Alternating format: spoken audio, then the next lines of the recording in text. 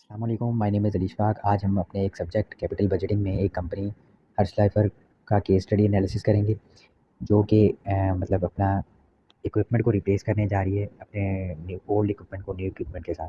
तो उसको हम देखेंगे कि इस रिप्लेसमेंट से इस कंपनी को क्या बेनिफिट होता है। सबसे पहले हम इसका ओवरव्यू लेते हैं कि ओल्ड इक्विपमेंट की क्या कॉस्ट है और उसकी क्या लाइफ है। उसके बाद न्यू इक्विपमेंट की क्या कॉस्ट और कितने ईयर्स उसकी लाइफ होने वाली है। तो हम इसको पहले थोड़ा सा रीड आउट करते हैं। The management of the Hirshleifer company is evaluating the replacement of its existing manufacturing equipment with a new equipment. तो जो कंपनी की मैनेजमेंट है हर्षलाइफर की, वो न्यू इक्विपमेंट को जो है वो कंसिडर कर रही है कि वो ओल्ड इक्विपमेंट के साथ रिप्लेस कर ले। The old equipment cost 2 lakh 5 years ago. आज से 5 साल पहले जो ओल्ड इक्विपमेंट था वो 2 लाख का लिया था कंपनी ने। Currently has tax base of 1 lakh. अब उसकी टैक्स बेसिस जो है वो 1 लाख है, डेप्रिसिएशन को केटर करके जो डेप्रिसिएशन को निकाल के, and has been depreciated on the straight line basis over 10 years life. उसकी लाइफ 10 ईयर्स है और स्ट्रेट लाइन मेथड के थ्रू जो है वो इसकी डेप्रिसिएशन को कैलकुलेट किया गया विद नो सैलवेज वैल्यू। इसकी कोई सैलवेज वैल्यू एंड पे नहीं है, कोई रेजिडुअल वैल्यू नहीं है। If first lifer keeps the old equipment it is expected to last under 5 years. अगर वो ओल्ड इक्विपमेंट के साथ बिजनेस कंटिन्यू करें तो ये मज़ीद 5 साल जो है वो इसकी लाइफ मज़ीद 5 साल है। और अगले 5 साल के बाद ओल्ड इक्विपमेंट जो है वो $10,000 का सेल हो सकता है। The old equipment could be sold today for 1,20,000। लेकिन अगर वो ओल्ड इक्विपमेंट को आज सेल कर दें तो वो 1,20,000 का सेल हो सकता है।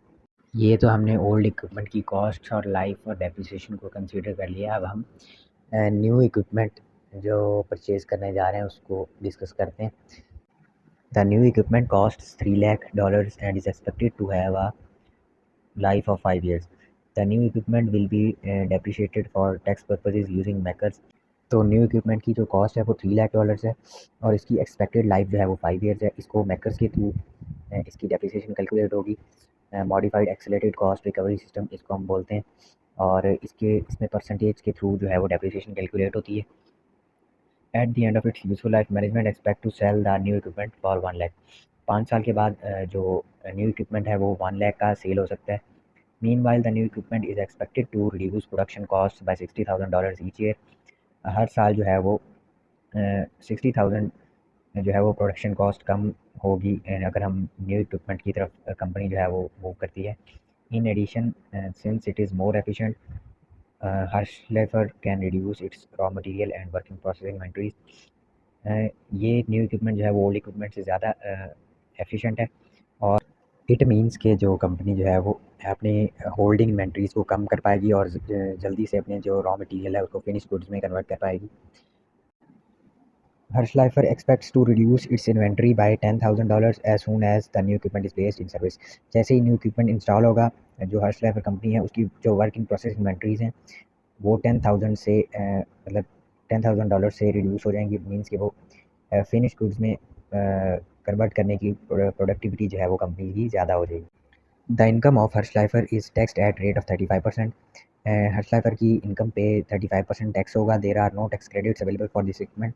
कोई भी टैक्स रिलैक्सेशन नहीं होगी कंपनी को। What cash flows would result for each of the 5 years from this equipment. इस इक्विपमेंट से नेक्स्ट 5 ईयर्स में क्या कैश फ्लोज जनरेट हो सकते हैं। तो ये हमने न्यू इक्विपमेंट को भी कंसिडर कर लिया कि इसकी क्या कॉस्ट और कितनी मतलब क्या बेनिफिट्स होने वाले हैं कंपनी को। अब हम थोड़ा एनालिसिस को देखते हैं। This is a replacement project. ये एक रिप्लेसमेंट प्रोजेक्ट है। We need to decide whether to continue with present equipment और रिप्लेस इट। हमने ये डिसाइड करना है कि क्या हम ओल्ड इक्विपमेंट के साथ बिजनेस कंटिन्यू करें या न्यू इक्विपमेंट को परचेज़ करें। ये एक क्वेश्चन भी इसका बनेगा, मतलब कि क्या ये एक रिप्लेसमेंट प्रोजेक्ट है या फिर ये एक्विजिशन प्रोजेक्ट है। तो ये एक रिप्लेसमेंट प्रोजेक्ट है, ये हमने पढ़ लिया अभी। तो ये हमने इस प्रोजेक्ट के बारे में थोड़ा सा ओवरव्यू ले लिया। अब हम इससे रिलेटेड जो हमें क्वेश्चन असाइन किए गए हैं वो देखते हैं और उनका आंसर्स फाइंड आउट करते हैं। तो सबसे पहले हमें इसके रिलेटेड क्वेश्चन मिला है कि इसकी प्रॉब्लम स्टेटमेंट क्या है इस प्रोजेक्ट की। तो हम सबसे पहले इसकी प्रॉब्लम स्टेटमेंट को पढ़ते हैं। ये चूँकि हमने कंसीडर कर लिया है, the new equipment cost 3 lakh ये हमें पता है, और इसकी लाइफ जो है वो नेक्स्ट 5 ईयर्स है, और इसकी मेकर्स के थ्रू इसकी जो है डेप्रिसिएशन कैलकुलेट की गई है, और इसको आज से 5 साल के बाद कंपनी जो है वो $1 लाख का सेल करेगी। The new equipment is expected to reduce cost by $60,000 और ये जो है वो प्रोडक्शन कॉस्ट को भी कम करेगा और ये एफिशिएंट है और ओल्ड इक्विपमेंट से मतलब ज़्यादा एफिशिएंट होगा अ, ये हमारी जो है वो प्रॉब्लम स्टेटमेंट में ये हमारी ये स्टडी आती है। उसके बाद नेक्स्ट क्वेश्चन जो है वो ये है कि इस प्रोजेक्ट के रिलेटेड कौन-कौन से इन्वेस्टमेंट डिसीजंस जो हैं वो करने पड़ेंगे मैनेजर्स को। तो various investment decisions related to this project, इस प्रोजेक्ट के रिलेटेड फॉलोइंग जो है वो इन्वेस्टमेंट डिसीजंस हैं। सबसे पहले कॉस्ट ऑफ न्यू इक्विपमेंट, यानी कि न्यू इक्विपमेंट की जो कॉस्ट होगी, उसकी परचेजिंग कॉस्ट, उसकी इंस्टॉलेशन की कॉस्ट, उसकी मतलब ट्रांसपोर्टेशन की जो कॉस्ट होंगी उसको कंसीडर करना पड़ेगा।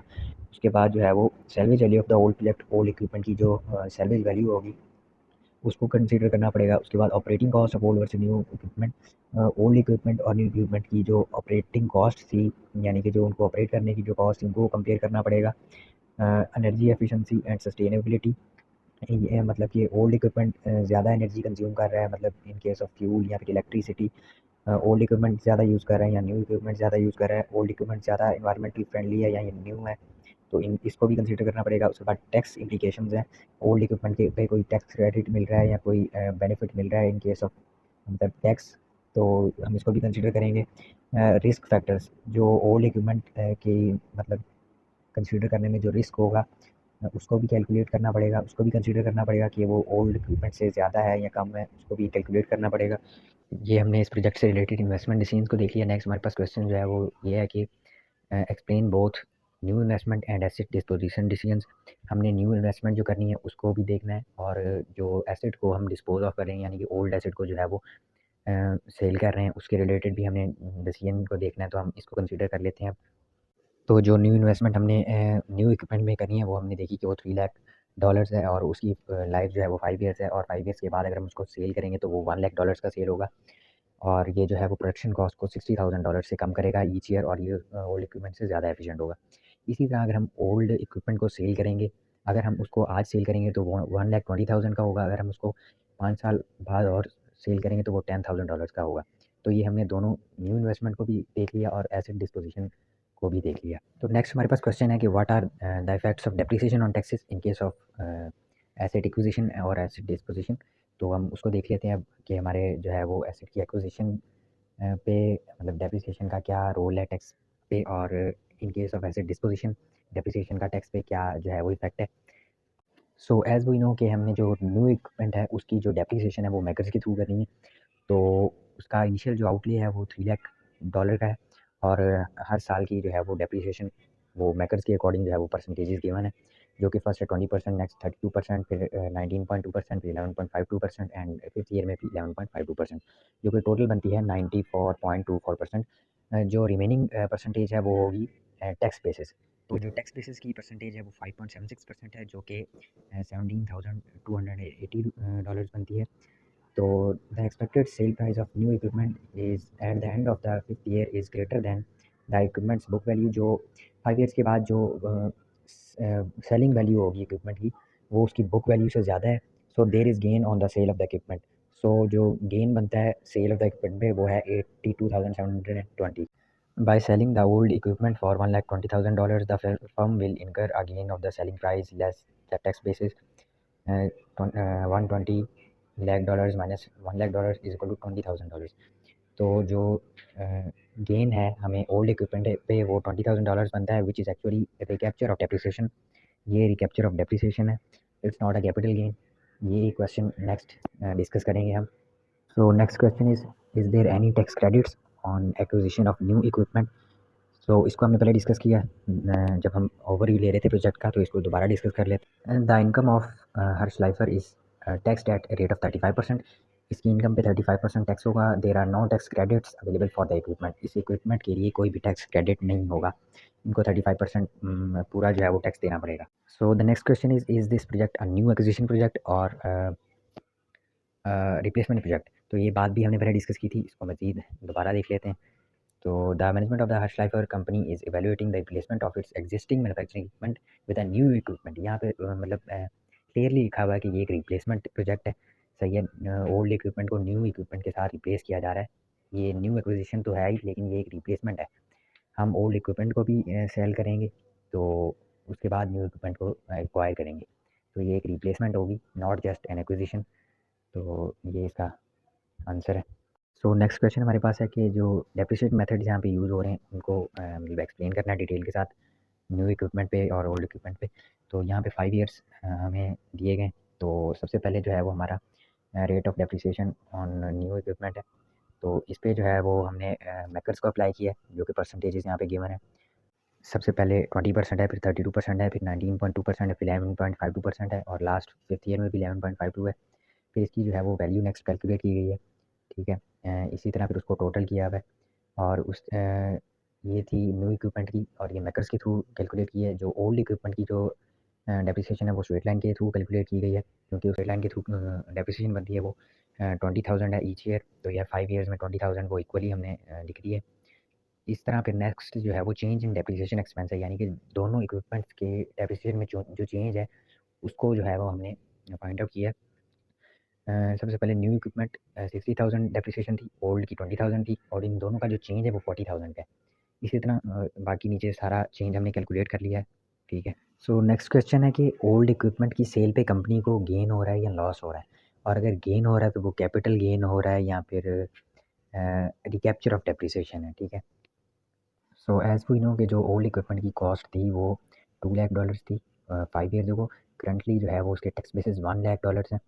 तो उस पर स्ट्रेट लाइन मेथड यूज़ हुआ है, 10 ईयर्स उसकी लाइफ है और उसकी सैलरीज वैल्यू कोई नहीं है। अगर इसके डेप्रिसिएशन जो है वो $1 लाख बनती है, तो हम आज अगर ओल्ड इक्विपमेंट को सेल करते हैं तो 1,20,000 का सेल हो रहा है। इट मीन्स के डेप्रिसिएशन से ज़्यादा हमें उसकी सेलिंग प्राइस मिल रही है। तो it's a recapture of depreciation, ये कैपिटल गेन नहीं है, तो ये रिकैप्चर ऑफ डेप्रिसिएशन है। So the gain on old equipment is recapture of depreciation, not a capital gain. ये क्वेश्चन भी हमने आंसर कर लिया।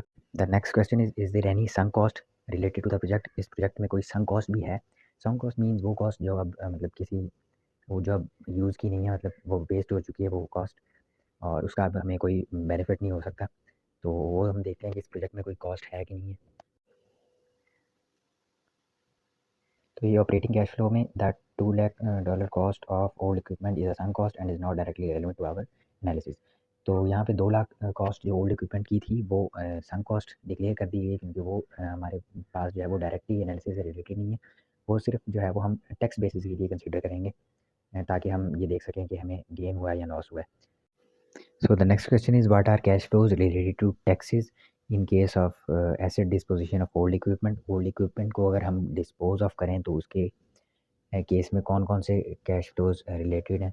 तो ओल्ड इक्विपमेंट को डिस्पोज ऑफ अगर किया जाए तो इस केस में दो तरह के कैश फ्लोज हो सकते हैं। अगर एसेट को आज ही डिस्पोज ऑफ कर दिया जाए, यानी कि सेल कर दिया जाए, तो उस केस में जो है वो 20,000 हमें जो गेन होगा, यानी कि रिकैप्चर ऑफ डेप्रिसिएशन होगा, उस पर जो है वो 7,000 टैक्स लगेगा अकॉर्डिंग टू 35% टैक्स रेट। तो और जो और अगर हम आज से 5 साल के बाद सेल करें इस एसेट को, तो उस पर जो हमें 10,000 प्रॉफिट हो रहा है उस पर हमें अकॉर्डिंग टू 35% रेट 3500 जो है वो डॉलर टैक्स लगेगा, ठीक है। तो ये दो तरह के जो है वो कैश फ्लोज टैक्स से रिलेटेड हैं ओल्ड इक्विपमेंट के। So the next question is if the company sell the asset today what will it forgo after 5 years. यानी कि अगर कंपनी आज ही अपना जो है वो ओल्ड इक्विपमेंट को सेल कर देती है, तो 5 साल के बाद उसको क्या नहीं मिलेगा, मतलब क्या चीज़ वो छोड़ रही है। तो वो ऑब्वियसली क्लियर बात है, जो 5 साल के बाद हमें 10,000 प्रॉफिट हो रहे हैं उस एसेट पे, वो फिर कंपनी को नहीं मिलेगा, क्योंकि कंपनी आज ही उसको 1,20,000 का बेच देगी। तो जो 5 साल के बाद उस पे 10,000 हमें जो है वो प्रॉफिट होगा, वो फिर कंपनी को नहीं होगा। That's it, simple. तो ये क्वेश्चन भी क्लियर हो गया। Next question is what yearly benefit will company earn if the company install the new project. अगर कंपनी न्यू इक्विपमेंट को इंस्टॉल कर देती है तो उसको क्या ईयरली बेनिफिट होगा। तो ये भी जैसा कि हमने स्टार्ट में जब हम गो थ्रू कर रहे थे इस प्रोजेक्ट को, तो हमने पढ़ा था कि जो न्यू इक्विपमेंट है वो प्रोडक्शन कॉस्ट को कम कर देगा हर साल $60,000 से, और ये दूसरे प्रोजेक्ट से ज़्यादा, मतलब दूसरे इक्विपमेंट से, ओल्ड इक्विपमेंट से ज़्यादा एफिशिएंट होगा। और यही इसको ईयरली बेनिफिट होगा कंपनी को कि 60,000 से उसकी जो है वो प्रोडक्शन कम हो जाएगी, और साथ ही जो इन्वेंट्री को होल्ड करने की जो कॉस्ट थी जो 10,000 से, वो भी कम हो जाएगी। तो ये कंपनी को फ़ायदा होने वाला है अगर वो न्यू इक्विपमेंट को इंस्टॉल कर दिए। तो नेक्स्ट क्वेश्चन है कि what is the depreciation tax shield received by the company due to this project. इस प्रोजेक्ट के बाद जो कंपनी को डेप्रिसिएशन टैक्स शील्ड मिल रही है उसको एक्सप्लेन करना है, ठीक है। तो बिज़नेसेस इसीलिए डेप्रिसिएशन को यूज़ करते हैं ताकि टैक्स शील्ड ली जा सके या टैक्स को कम किया जा सके। Depreciation is actually not a cash outflow, depreciation cash outflow नहीं होता, वो एक जस्ट बुक एडजस्टमेंट होती है। इसलिए बिज़नेसेस उसको कंसीडर करते हैं जब वो प्रॉफ़िट को कैलकुलेट कर रहे हों, वो एक्सपेंसेस में डेप्रिसिएशन को इसलिए कंसीडर किया जाता है कि टैक्स में शील्ड ली जा सके या टैक्सेस को कम किया जा सके। अगर हम एक्सपेंसेस या ऑपरेटिंग एक्सपेंसेस में डेप्रिसिएशन को ऐड करेंगे तो हमारा ऑपरेटिंग प्रॉफिट कम होगा तो टैक्स कम लगेगा, इसलिए ये यूज़ की जाती है। न्यू इक्विपमेंट की जो डेप्रिसिएशन है वो मेकर्स के थ्रू की गई है, जिसकी वजह से जो डेप्रिसिएशन है वो 94.24% बन रही है और जो टैक्स बेसिस है वो ओनली 5.76% है। तो इसमें डेप्रिसिएशन का बहुत रोल है टैक्स में शील्ड लेने के लिए, जो जिसने काफ़ी हद तक जो है वो टैक्स को कम कर दिया है। So the tax is only 17,280। The second last question is how managers make practically investment decisions। तो इन्वेस्टमेंट डिसीजंस कैसे लेते हैं मैनेजर्स, उसको हम जो है वो देखेंगे कौन कौन से मतलब फैक्टर्स को कंसीडर किया जाता है जब मैनेजर्स डिसीजन लेते हैं। So the first objective is setting investment objectives. पहला जो उनका ऑब्जेक्टिव होता है, पहला जो उनका मतलब अ, वो ये होता है कि इन्वेस्टमेंट ऑब्जेक्टिव सेट करें, मतलब वो देखते हैं कि हमें इन्वेस्टमेंट की ज़रूरत क्यों पड़ रही है, क्या हम एक्सपेंशन की तरफ जा रहे हैं या हम डाइवर्सिफिकेशन की तरफ जा रहे हैं या हम रिप्लेसमेंट कर रहे हैं। तो इन सब फैक्टर्स को देख के जो है वो इन्वेस्टमेंट का सोचा जाता है या इन्वेस्टमेंट को मतलब कंसीडर किया जाता है कि ये वर्थ इट है कि नहीं है। Gathering and analysing data, manager जो है वो डाटा गैदर करते हैं, मार्केट एनालिसिस करते हैं इन्वेस्टमेंट करने से पहले। और the last one is using investment appraisal techniques use की जाती हैं डिफरेंट टाइप्स की, जो कि जिसमें एनपीवी होती है, आईआरआर होता है, एआरआर होता है, उसके अलावा पे बैक पीरियड होता है। तो ये सब टेक्निक्स यूज़ की जाती हैं जब भी इन्वेस्टमेंट डिसीजन लिए जाते हैं उससे पहले। तो ये कुछ फैक्टर्स थे जो कि कंसीडर करते हैं मैनेजर्स इन्वेस्टमेंट डिसीजन लेने से पहले। तो the last question is what are your key learnings after reading this case study. इस केस स्टडी को पढ़ने के बाद आपकी की लर्निंग्स क्या हैं, हमने क्या स्किल सीखी, क्या सीखा इस केस से। तो कुछ स्किल्स हैं जो हमने इस केस से सीखी हैं, जिसमें है फाइनेंशियल एनालिसिस है सबसे पहले। उसके बाद ऑपरेशनल एफिशिएंसी ऐसे कि हमने मतलब दोनों इक्विपमेंट्स को कंपेयर कर लिया कि दोनों में से एफिशिएंट कौन है, दोनों में से ज़्यादा ऑपरेशनल एफिशिएंसी किसकी है, ठीक है। जो कि हमने देखा कि न्यू इक्विपमेंट ज़्यादा एफिशिएंट था, उसमें जो है वो प्रोडक्शन उसकी कॉस्ट भी कम आ रही थी और उसकी मतलब वर्क इन प्रोसेस इन्वेंटरीज़ की भी जो है वो कॉस्ट कम आ रही थी। तो ये ऑपरेशनल एफिशिएंसी हमने इसमें सीखी। उसके बाद एनर्जी एफिशिएंसी, यानी कि एनर्जी एफिशिएंसी में मतलब कौन सा इक्विपमेंट जो है वो लो एनर्जी ले रहा था, यानी कि लो फ्यूल या फिर लो इलेक्ट्रिसिटी, या इसी तरह जो है वो रिस्क मैनेजमेंट देखा कि हमने रिस्क किस में ज़्यादा है, मतलब ओल्ड इक्विपमेंट को कंटिन्यू करने में या फिर न्यू इक्विपमेंट में रिस्क ज़्यादा होगा। और लास्ट में है कि एम्प्लॉय इम्पैक्ट ऐसे कि जैसे मतलब जो भी एम्प्लॉई जो होंगे कंपनी के, जो उस इक्विपमेंट को डील करेंगे यानी कि जो उस पे काम करेंगे, उन पे क्या इम्पैक्ट होगा। उनकी मतलब उनके लिए आसानी हो जाएगी न्यू इक्विपमेंट के साथ, या वो मतलब पुराने के साथ ज़्यादा एफिशिएंट रहेंगे या पुराने के साथ ज़्यादा एफिशिएंसी मतलब उनकी होगी। तो इन सब चीज़ों को चीज़ें हमने ये सब सीखी इसके साथ। तो ये की लर्निंग्स बनती हैं इस मतलब केस स्टडी से। तो होपफुली आपको ये वीडियो पसंद आई होगी और मतलब अगर आपने कुछ सीखा हो इससे तो मतलब ज़रूर सब्सक्राइब करें, लाइक करें एंड मतलब ये मेरी असाइनमेंट थी। तो थैंक्स फॉर वॉचिंग।